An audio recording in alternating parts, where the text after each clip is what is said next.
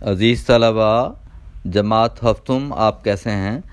ہم آپ کی خدمت میں خورشید اردو ادب چینل کی طرف سے حاضر ہیں اور آپ کا بہت ہی اہم سبق مرزا نکتہ جو پہلے سے ہم نے شروع کر رکھا ہے اس کا باقی حصہ پڑھنے کی کوشش کرتے ہیں، کیونکہ یہ بہت لمبا ہے اور اس کی مشق بھی ہے، وہ بھی کافی طویل ہے، اس لیے اس کو میں چھوٹے چھوٹے حصوں میں بیان کر رہا ہوں تاکہ آپ ساتھ ساتھ فائدہ اٹھاتے جائیں۔ آئیے اب ہم اس کا باقی حصہ شروع کرتے ہیں جو کہ صفحہ نمبر 79 پر ہے۔ اس کا تیسرا پیراگراف جاری ہے جو کہ ہم اب اس کی تیسرے پیراگراف کی تیسری لائن میں سے شروع کریں گے، جو کہ تیسری لائن کے درمیان میں آپ دیکھیں گے تو وہاں لکھا ہوا ہے کہ ادھر میں نے کوئی بات کی، ادھر جھٹ مرزا نے اس کی تردید کرتے ہوئے کہا، آپ کا خیال 100% غلط ہے۔ بات دراصل یہ ہے کہ بہت سے پڑھے لکھوں کی طرح آپ بھی بالکل جاہل ہیں۔ اب یہ دیکھیں کہ اتنی گہری دوستی ہے ان کی آپس میں، لیکن یہ ہے کہ وہ مرزا نکتہ، کیونکہ ان کو یہ عادت تھی کہ وہ ہر بات میں ایک نیا نکتہ بھی پیدا کرتے تھے اور ہر بات میں دوسرے سے اختلاف بھی کر دیتے تھے۔ تو اب یہاں پہ یہ بات جو ہے وہ وہی بات دہرائی جا رہی ہے کہ جیسے ہی ادھر میں نے کوئی بات کی، ادھر جھٹ مرزا نے اس کی تردید کرتے ہوئے کہا۔ اب مرزا نے جو مرزا نکتہ تھے، انہوں نے ان کے بارے میں مرزا نکتہ کے بارے میں مصنف جو ہے، جو کہ ان کے بڑے گہرے دوست بھی ہیں، آپ کو پتہ ہے نا کہ ان کا نام کیا ہے؟ جی آپ بتائیں۔ جی ٹھیک ہے، کنہیا لال کپور نے یہ بتایا کہ وہ اگرچہ میرے بڑے ہی گہرے دوست تھے، لیکن جو ان کی اختلاف مرزا کی گھٹی میں پڑا تھا، مراد یہ ہے کہ بچپن سے ہی ان کو اختلاف کرنے کی عادت تھی، اور ہوا کیا کہ وہ اپنی عادت سے مجبور بھی تھے۔ انہوں نے یہ نہیں دیکھا، یا وہ یہ نہیں دیکھتے کہ یہ میرا بڑا گہرا دوست ہے، میرا تعلق اس سے ٹوٹ جائے گا۔ وہ کیا کرتے تھے کہ ذرا سی ان کے دوست نے کوئی بات کی ہے تو فوراً جھٹ سے، یعنی جلدی سے انہوں نے اس کی تردید کر دی، یعنی اس کو رد کر دیا، اس کا انکار کر دیا، اور انکار کرتے ہوئے پھر یہ بھی نہ صرف انکار کیا بلکہ انہوں نے، مرزا نکتہ نے اپنے دوست سے کہا کہ آپ کا خیال 100% غلط ہے، یعنی وہ ان کی بات کو سرے سے تسلیم ہی نہیں کرتے۔ بات دراصل یہ ہے، دراصل کا مطلب ہے حقیقت میں، اصل بات کیا ہے کہ بہت سے پڑھے لکھوں کی طرح آپ بھی بالکل جاہل ہیں، یعنی ان پڑھ ہیں۔ یعنی وہ یہ بات، ان کو اس بات کا علم تھا کہ کنہیا لال کپور بہت پڑھے لکھے ہیں۔ جیسے کہ آپ کو تعارف میں یہ جو صفحہ نمبر 79 میں تعارف میں 3 لائنیں لکھی ہوئی ہیں کہ انہوں نے 1934 میں MA کیا، اس کے بعد انہوں نے 1934 سے لے کے 1947 تک DAV کالج لاہور میں انہوں نے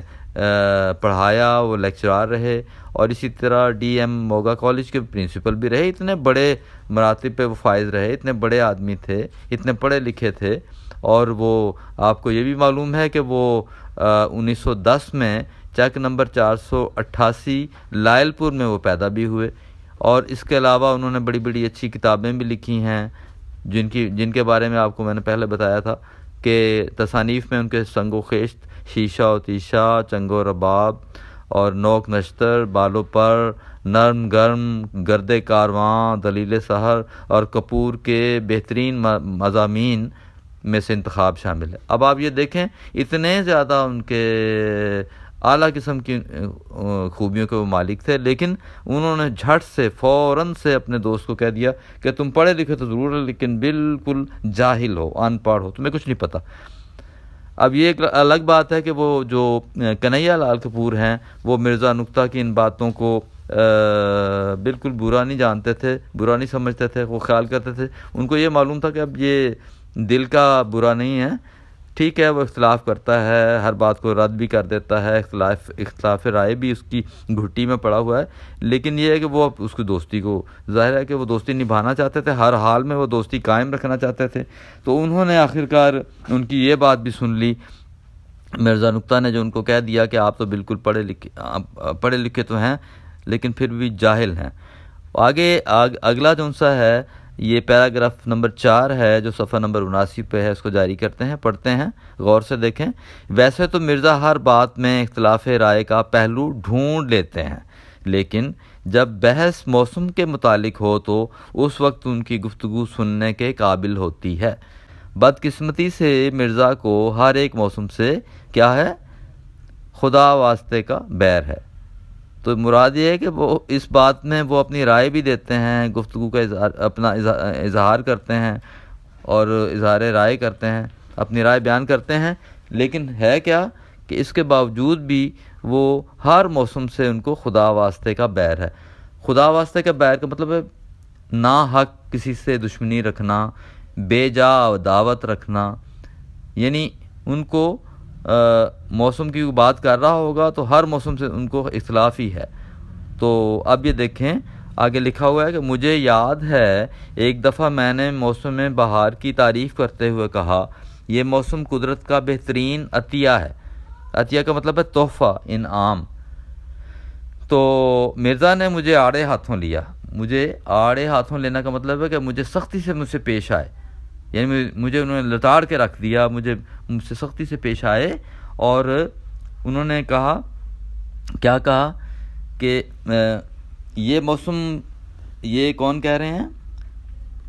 مجھے یاد ہے ایک دفعہ میں نے، یعنی کن کو یاد ہے؟ مصنف کو یاد ہے۔ مصنف کہہ رہے ہیں کہ یعنی کنہیا لال کپور کہہ رہے ہیں کہ ایک دفعہ میں نے موسم بہار کی تعریف کرتے ہوئے کہا یہ موسم قدرت کا بہترین عطیہ ہے۔ مرزا نے مجھے آڑے ہاتھوں لیا۔ میاں عقل کے ناخن لو، یعنی ہوش کرو ذرا، عقل کے ناخن لو یعنی عقل سے کام لو، ذرا ہوش کرو۔ ان کو بڑی سختی سے کہا بھلا یہ بھی کوئی موسم ہے؟ بھلا یہ بھی کوئی موسم ہے جب شاعر اپنا گریبان پھاڑ کر صحرا کا رخ کرتا ہے یا سرد آہ کھینچ کر کہتا ہے اب کے بھی دن بہار کے یوں ہی گزر گئے۔ تم نے وہ میر کا شعر نہیں سنا؟ اب یہ دیکھیں جیسے موسم کا ذکر آیا ہے تو انہوں نے فوراً ان کی بات کی تردید کر دی ہے، جیسے اس سے اوپر آپ نے سنا ہے اور آپ دیکھ بھی رہے ہیں صفحہ نمبر 79 پہ، یعنی یہ پیراگراف نمبر 3 کی تیسری لائن میں دیکھیں کہ انہوں نے اس کی ہر بات کی تردید کرنا ان کی گھٹی میں پڑا تھا، اختلاف کرنا مرزا کی گھٹی میں پڑا تھا۔ اس لیے انہوں نے یہ کہا کہ کیا کہا کہ یہ عجیب موسم تمہیں کیوں اتنا پسند ہے، یہ موسم بہار تم کیوں اس کی اتنی تائید کر رہے ہو، تمہیں کیوں اس کی اتنی زیادہ تم تعریف کر رہے ہو، تمہیں پتہ نہیں ہے یہ کیا موسم ہے، تم کہہ رہے ہو کہ یہ قدرت کا بہترین عطیہ ہے۔ تو مرزا نکتہ نے ان کو آڑے ہاتھوں لیا، مراد یہ ہے کہ ان سے سختی سے پیش آئے اور کہنے لگے کہ میاں عقل کے ناخن لو، یعنی ہوش کرو، عقل سے کام لو، بھلا یہ بھی کوئی موسم ہے۔ اب یہ دیکھیں وہ ان کو وہی قائل کر رہے ہیں کہ یہ کیسا موسم ہے کہ جو عشاق ہیں، جو سچے عاشق ہیں، جو محبت کرنے والے ہیں، وہ اپنا گریبان پھاڑ کر صحرا کا رخ کرتے ہیں اور وہ صحرا کی طرف جا نکلتے ہیں۔ تو اب یہ دیکھیں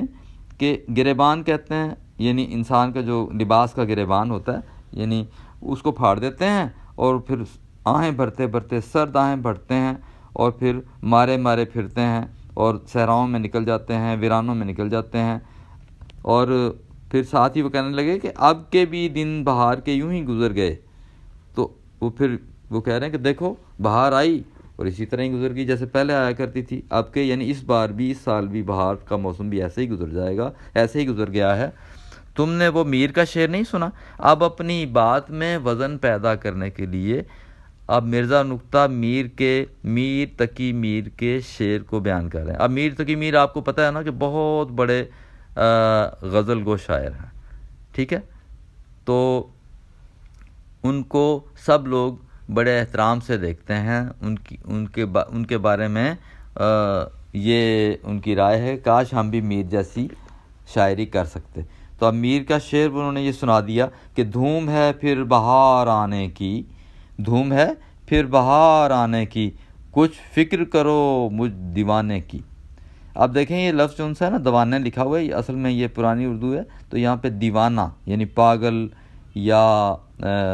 شیدائی، تو وہ دیوانہ وار وہ یعنی وہ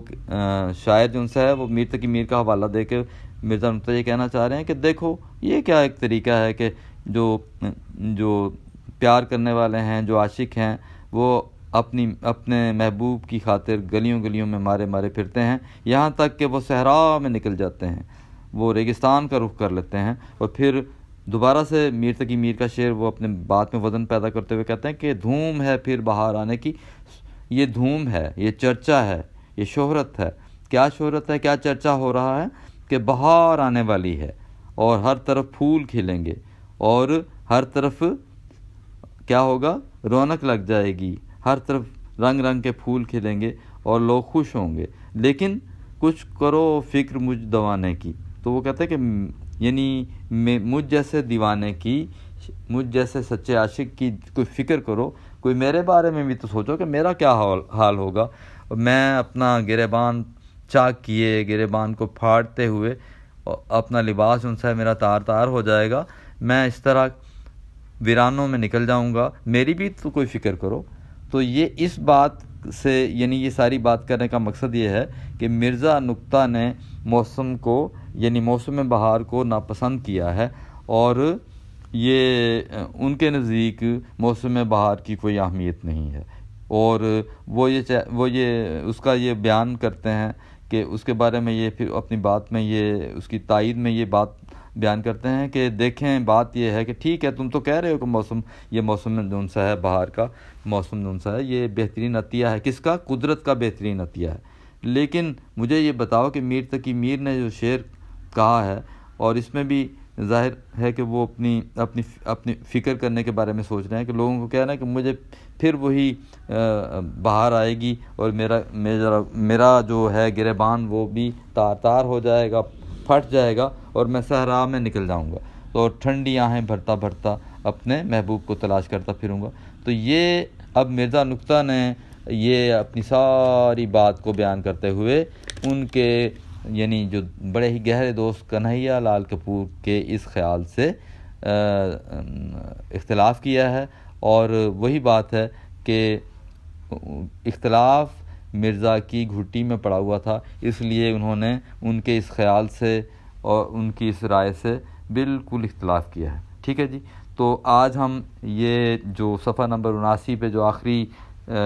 2 پیراگراف ہیں، ان کو ہم نے اچھی طرح پڑھنے کی، ان کے بارے میں جاننے کی کوشش کی ہے، اور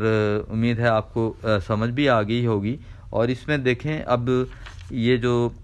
سوالات ہیں، تفصیلی جواب کے سوالات ان سے ہیں نا، سوال نمبر 3 دیکھیے، سوال نمبر 3 کا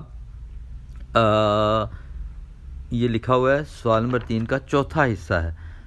اور چوتھے حصے میں وہ کہہ رہے ہیں کہ مرزا نقطہ سے دوستی کرنے کے بعد مصنف پر کیا راز کھلا، یہ تو میں نے آپ کو اس سے پہلے بتا دیا ہے۔ اس کے بعد لکھا ہوا مرزا کی ہر بات سے اختلاف کرنے کی عادت کی کوئی 3 مثالیں دیجیے، اور یہ جو 3 مثالیں ہیں وہ آپ کو تو معلوم ہے کہ جیسے جیسے ہم سبق پڑھ رہے ہیں، سبق آگے بڑھ رہا ہے، تو ہمیں 3 مثالوں میں سب سے پہلی جو بات ہے وہ آپ کو جو سب سے پہلی بات یہ ہے کہ جو مرزا نقطہ ہیں وہ سب سے پہلے موسم کی بات کرتے ہیں کہ موسم جو ان سا ہے وہ موسم برسات مجھے پسند نہیں ہے، اگرچہ ان کے دوست نے بڑے ہی اس بات کو سوچ سمجھ کے بیان کیا ہوگا کہ شاید مرزا نقطہ میری اس بات سے اتفاق کریں، لیکن یہ ہے کہ اختلاف انہوں نے پھر بھی کر دیا۔ اسی طرح جب ہم آگے بڑھیں گے تو اس میں آپ اس میں پڑھیں گے تو ان میں سورج نکلنے کے بارے میں جو بات ہے وہ بھی آپ دیکھیں گے، وہ آگے جا کے آپ پڑھیں گے۔ یہ بھی ایک کہہ لیں کہ اس نقطے میں بھی اس بات میں بھی یہ ہمیں یہ بات نقطہ نظر آتا ہے کہ مرزا نقطہ نے اس میں بھی یہ نقطہ پیدا کیا، اور نقطہ پیدا کرتے ہی کہا کہ نہیں سورج جو ہے وہ مشرق سے نہیں نکلتا۔ اسی طرح صبح کی سیر پر جانے کے لیے بھی جو ہے وہ مرزا نقطہ نے اختلاف کا اظہار کیا۔ اسی طرح ہی اولے پڑھنے کے بارے میں بھی جو ہے وہ مرزا نقطہ نے جیسے جیسے سبق آگے بڑھے گا تو آپ کو یہ تینوں مثالیں جو سی ہیں وہ آپ کے سامنے آ جائیں گی. ٹھیک ہے، تو آج ہم اسی پر اپنے اس سبق کو ختم کرتے ہیں. امید ہے آپ نے اس حصے سے بھی خوب لطف اٹھایا ہوگا. آئندہ جو باقی رہ گیا ہے صفحہ نمبر 80، اس پر بھی ہم ضرور بات کریں گے. تو اللہ کرے کہ آپ کو سمجھ آ گئی ہو. امید ہے آپ محنت کر رہے ہوں گے اور ساتھ ساتھ اپنے نوٹس اور اپنا ہوم ورک بھی مکمل کر رہے ہوں گے. کوشش کریں کہ روزانہ کا کام روزانہ کر لیں اور وہ روزانہ کام کرنے کے بعد پھر مجھے اس کو دکھا بھی دیا کریں. اللہ تعالیٰ آپ کے ساتھ ہو. اللہ حافظ.